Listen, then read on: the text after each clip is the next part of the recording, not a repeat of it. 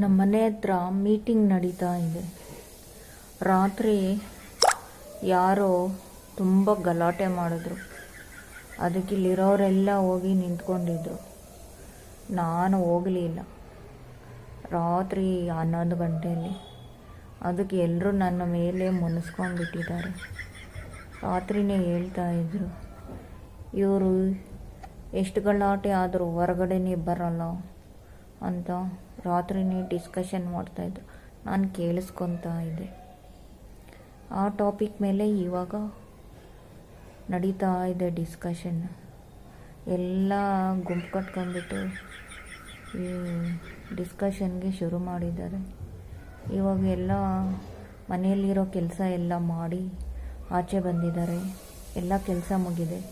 ಇನ್ನೇನು ನಮಗೆ ಕೆಲಸ? ಅವ್ರ ಮನೆ ಇವ್ರ ಮನೆ ವಿಚಾರ ಮಾಡಬೇಕು. ಇದೊಂದು ದೊಡ್ಡ ಟಾಪಿಕ್ ಸಿಕ್ತು. ಎತ್ಕೊಂಡಿದ್ದಾರೆ, ಜೋರಾಗಿ ಮಾತಾಡ್ತಾ ಇದ್ದಾರೆ. ನಾನು ಹೋಗ್ತೀನೇನು ಅಂತ. ನಾನು ಹೋಗೋದಿಲ್ಲ.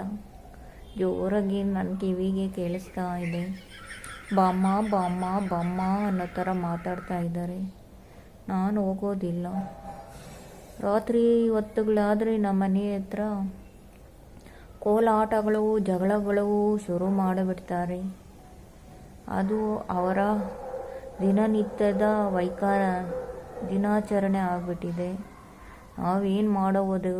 ನಮಗೆ ಯಾಕೆ? ಕಂಡವ್ರ ಮನೆ ವಿಚಾರ. ನಾವು ಅಲ್ಲಿ ಹೋಗೋದು, ಅವ್ರ ಹತ್ರ ಮಾತಾಡೋದು, ಅವ್ರನ್ನ ನಮ್ಮ ಮೇಲೆ ದ್ವೇಷ ಸಾರೋದು, ಇನ್ನೊಂದು ದಿವಸ ನಮ್ಮ ಮೇಲೆ ರಿವೆಂಜ್ ತೀರಿಸ್ಕೊಳ್ಳೋದು. ಇಂಥದ್ದು ನಾವು ತುಂಬ ಕಂಡಿದ್ದೀವಿ. ಅದಕ್ಕೆ ನಾನು ಹೋಗೋದಿಲ್ಲ. ಇವಾಗ ಹೊರ್ಗಡೆ ಹೋದರೆ ನನ್ನನ್ನು ಹಿಡ್ಕೊತಾರೆ. ಯಾಕೆ ನೀನು ರಾತ್ರಿ ಬಂದಿಲ್ಲ ಅಂತ. ಆಗ ನಾನು ಏನು ಹೇಳೋದು? ಏನಾದರೂ ನಾನು ನಿದ್ದೆ ಮಾಡಿಬಿಟ್ಟಿದೆ ಅಂತ ಹೇಳಿ ತಪ್ಪಿಸ್ಕೊಂಡ್ಬಿಡ್ತೀನಿ. ನನಗೆ ಯಾಕೆ?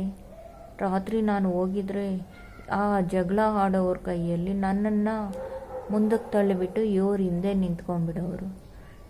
ನಾನು ಮಧ್ಯದಲ್ಲಿ ಚಪಾತಿ ಆಗಿಬಿಡ್ತಾ ಇದ್ದೆ. ನಾನು ಹೋಗಿ ಹುಷಾರಾಗ್ಬಿಟ್ಟಿದ್ದೀನಿ. ಇವಾಗ ಅವ್ರನ್ನೆಲ್ಲ ಮುಂದಕ್ಕೆ ತಳ್ತಾ ಇದ್ದೀನಿ, ನಾನು ಹಿಂದೆ ಇದ್ದೀನಿ. ಎಲ್ಲ ಅವ್ರ ಆಶೀರ್ವಾದ. ದೇವರು ಒಳ್ಳೇದು ಮಾಡಲಿ ಅವರಿಗೆ.